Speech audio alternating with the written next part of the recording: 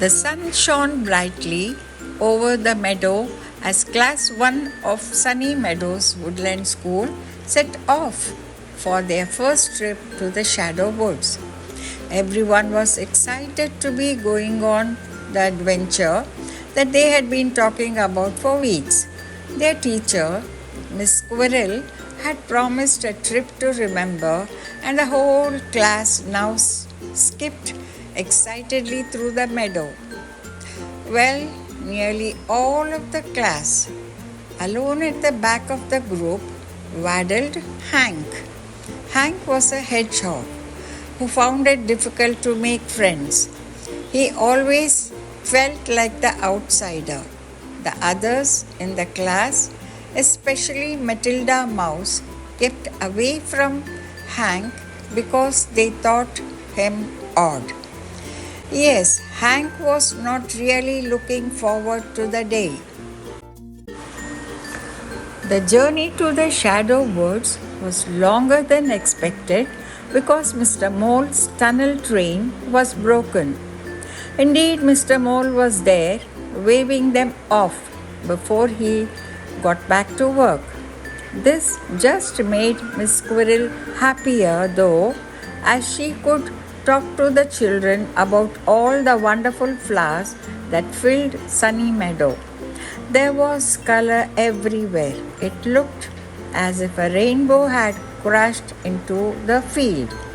However, at the edge of the meadow, not everyone was looking at the flowers.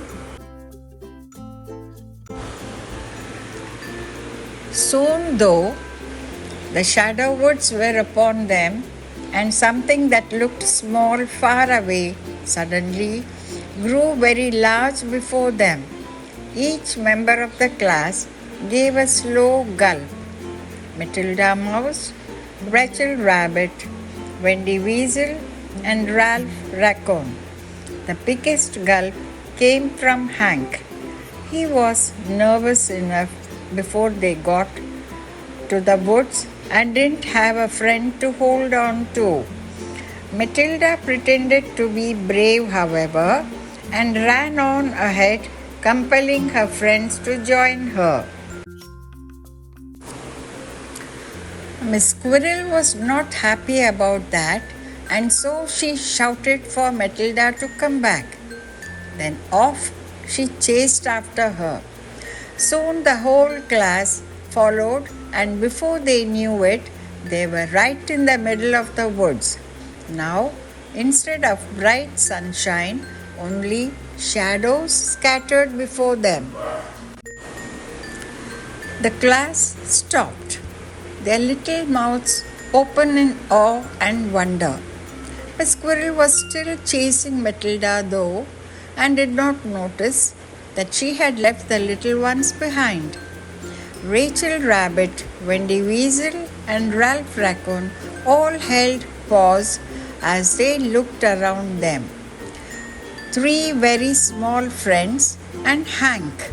The only noise now in the woods was silence. Suddenly, everyone got a fright as behind them, Matilda Mouse jumped from behind a berry bush and shouted "Boo!" as loudly as she could. After they all had stopped shaking, her friends laughed, all except Hank. "Silly Hank," said Matilda.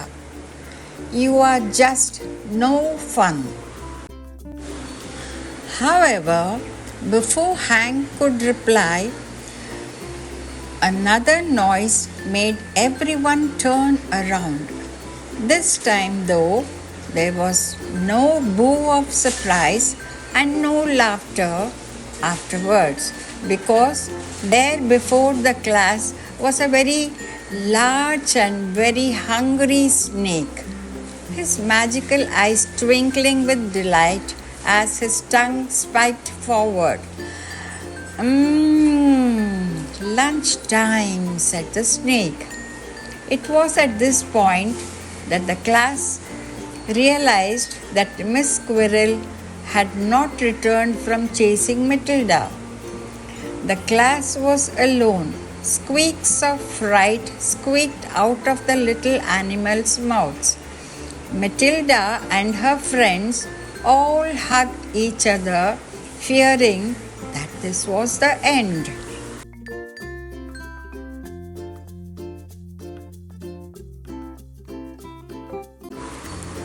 Suddenly, though, Hank was scared no more. He found a way to save the class. He knew just what he had to do. "Quick, everyone, down this hole!" he shouted as he pointed to a hole under a hanging chestnut tree. The animals stared at him and then jumped down the hole.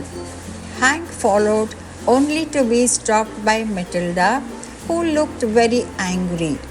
"Hank, we are trapped now, you foolish hog!" But before she could add to her insult, Hank jumped up and flipped himself into a ball. Next, he rolled towards the mouth of the hole and blocked it with his pointy, sharp spikes. There would be no lunch for the snake today.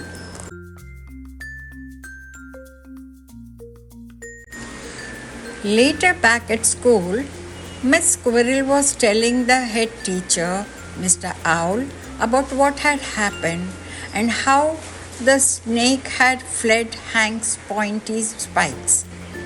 After the snake had slithered away, the class had quickly returned to school and each one had thanked their new friend Hank. Matilda gave him a big hug and apologized for what she had called him before. Hank was not odd. He was a hero and her new best friend. Hank, who was still unused to lots of attention, turned pink and popped into a ball as all his new friends cheered him.